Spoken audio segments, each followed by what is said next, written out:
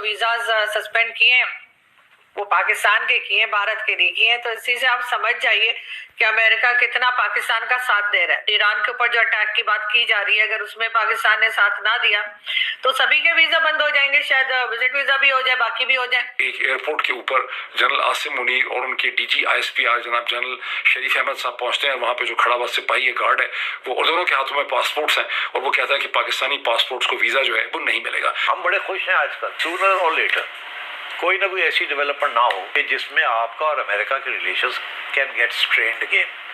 तो ये ना आप समझें कि जी अब बहुत सेट है, हम इंडिया के खिलाफ है अमेरिका और हमारे हक में है और now we have a smooth ride coming up.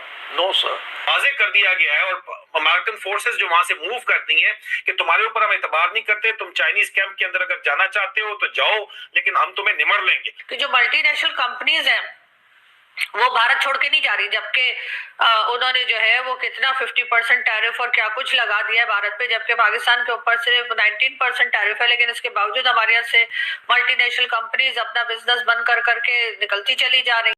नमस्कार दोस्तों, स्वागत है आपका अपने यूट्यूब चैनल पर।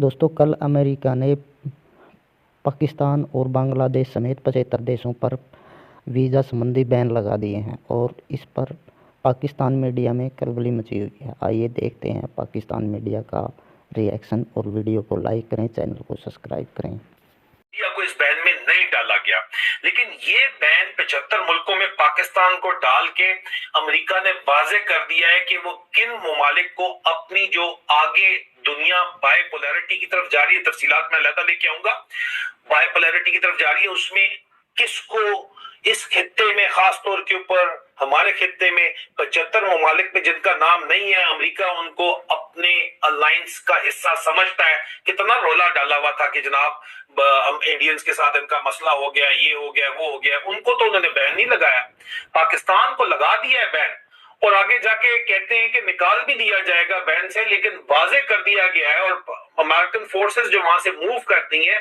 कि तुम्हारे ऊपर हम एतबार नहीं करते, तुम चाइनीज कैंप के अंदर अगर जाना चाहते हो तो जाओ, लेकिन हम तुम्हें निमड़ लेंगे। और तुम्हें निमड़ने के लिए जाहिर बात है कि इंडिया के साथ स्ट्रेटेजिक अलायंस इस वक्त जो इंडो पैसिफिक पार्टनरशिप है, जिसकी बड़ी चर्चा है, बड़ा रोला होता है, उसमें जो प्रैक्टिकल पार्टनर्स हैं वो सिर्फ इंडिया और अमेरिका है इस वक्त, जिन्होंने अपनी फौजें जो है अफवाज को कमिट किया हुआ है, और कोई भी नहीं है। और पाकिस्तानी जर्नैलों की मोहब्बत जो है वो तो वेस्टर्न कंट्रीज में है, बच्चे वेस्टर्न कंट्रीज में है, प्रॉपर्टी अलाइंड वेस्टर्न कंट्रीज से है, दुबई के अंदर भी वो भी इजराइल से वेस्टर्न कंट्री से अलाइंड है। ये कैसे डिसएंगेज करेंगे वेस्टर्न कंट्रीज के इन्फ्लुएंस से और चाइनीज कैंप पे जाएंगे? कहते हैं 40 जो है वो नए J-35 फाइटर हमें ऑफर किए गए हैं। J-35 फाइटर्स की कीमत तो आपके पास है नहीं, पल्ले नहीं तेला ते कर दी मेला मेला।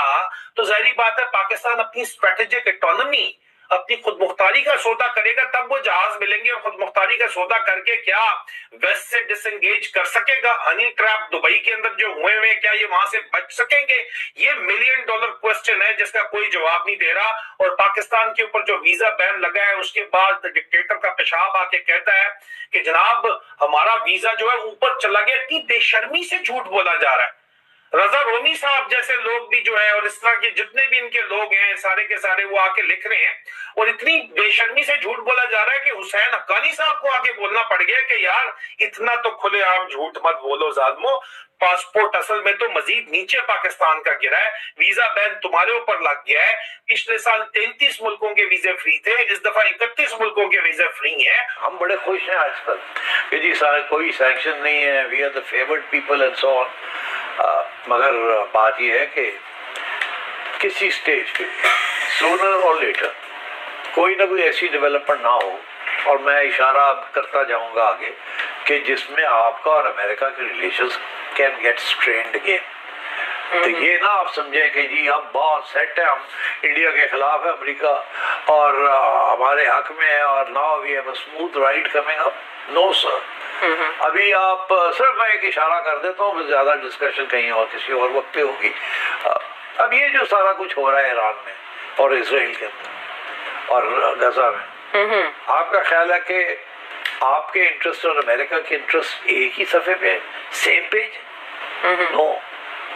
आपका ख्याल है कि अगर आप अमेरिकन इंटरेस्ट के खिलाफ जाएंगे अपने इंटरेस्ट को बरकरार रखने के लिए, तो वो डोनाल्ड ट्रंप जिस तरीके से आपको भी प्यार कर रहा है और जपिया डाल रहा है और तारीफें कर रहा है आपकी और आपके कमांडर्स की, ऐसे ही रहेगा दोस्त। इसीलिए तो आप देखिए हमारी कितने हमारे डिप्लोमेट्स, हमारे चीफ्स भाग दौड़ कर रहे हैं, कभी इधर कभी उधर, ताकि वो अपनी पोजीशन को स्ट्रॉन्ग करे एंड अदर एलाइज ले आए, ताकि ये ना हो कि वो ऐसे लगे कि हम ही अमेरिकन पॉइंट ऑफ व्यू या डोनाल्ड ट्रंप के पोजीशन के खिलाफ खड़े हैं। अच्छा। ये ईरान के ऊपर बड़ी टेंशन है कि अगर ईरान में अटैक होती है तो उसका स्पिल ओवर इफेक्ट क्या होगा हमारे ऊपर, अगर सऊदी अरेबिया और यूएई के दरमियान जो है और कॉन्फ्लिक्ट बढ़ती है तो क्या होगा, अगर और हमारे ऊपर उसका क्या असर पड़ेगा, where can we stand with American allies, in what way, कैसे होगा। कल को हमें डोनाल्ड ट्रंप कहता है आप ये पोजीशन ले, हम ले सकेंगे नहीं ले सकेंगे, तो ये चीजें अभी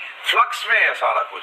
सो वी आर इन इस वक्त तो हमें लगता है कि थिंग्स आर ओके, बट ये साल में our relationship with America will be tested, because एक तरफ आपकी आवाम है और आपकी सोच है और आपकी अपनी नेशनल सिक्योरिटी है, दूसरी तरफ अमेरिका के रिक्वायरमेंट्स एंड डिमांड्स हैं। How you will balance all these things, इसके साथ डिपेंड करेगा कि अमेरिका का रिलेशनशिप आपके साथ क्या है। So no, I think we are aware of this. हमारी इस्टेब्लिशमेंट जो है दे आर अवेयर कि ये कोई परमानेंट चीज़ नहीं है, एंड अमेरिका आज जैसे जप्पी डाली हुई है, कल चाकू भी घोंप सकता है। This has happened before, it can happen again.